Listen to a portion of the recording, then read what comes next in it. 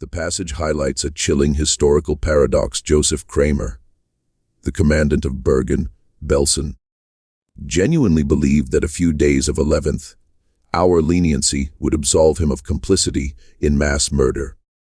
To understand how the British military came to confront the Beast of Belsen, calmly waiting at the gates of an apocalypse, we must look at Kramer's career, the engineered collapse of the camp, and his ultimate trial. A bureaucrat of the Holocaust, Josef Kramer was a thoroughly institutionalized product of the SS.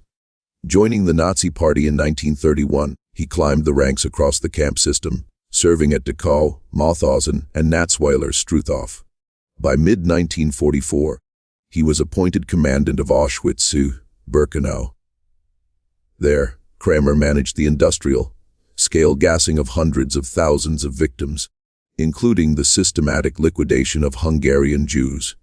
He earned a reputation within the SS as a cold, ruthlessly efficient bureaucrat who viewed mass slaughter as a routine administrative task.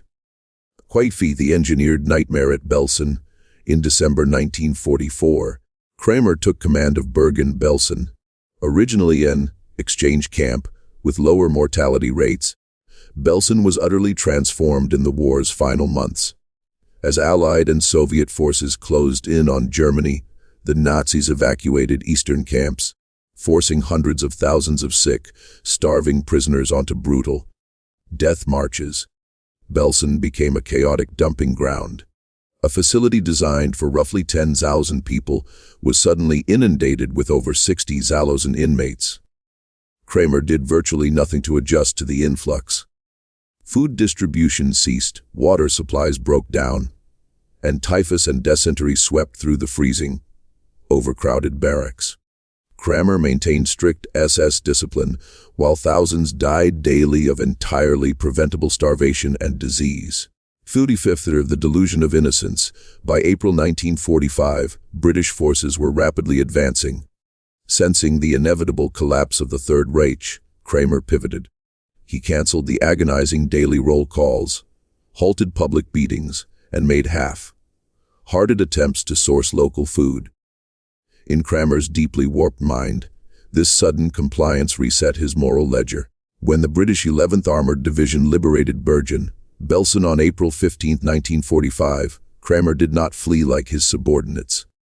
Impeccably dressed, he welcomed the British officers and offered them a guided tour, expecting to be treated as a cooperative official who had simply run out of supplies. Fear of the grim reality and retribution, the liberators were met with a scene that defied human comprehension. Over 10,000 unburied corpses lay in rotting piles across the compound, while survivors, reduced to living skeletons, lay in filth alongside the dead, too weak to fight off swarming rats.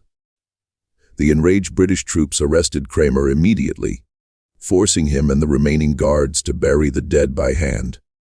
Later that year, Kramer was the primary defendant at the Belsen trial in Lüneburg. He claimed he was a mere soldier bound by superior orders, but his defense crumbled under the weight of testimonies from Auschwitz and Belsen.